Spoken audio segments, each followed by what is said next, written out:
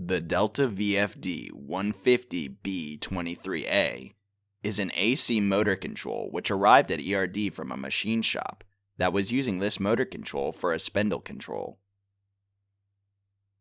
This motor control had issues in the firing circuits and would not move the motor in either direction. We completely disassembled the motor control, and after a full rebuild on the main control board, we put the drive back together and attached it to one of our motors for the final test.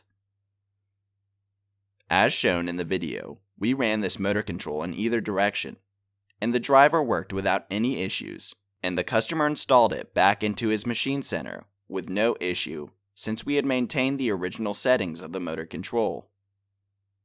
At ERD, we always try to keep all settings as they were in the unit, and because of this, it makes reinstallation easier for our customers. Thanks for checking out the video. Subscribe to ERD TV for more videos of our repairs.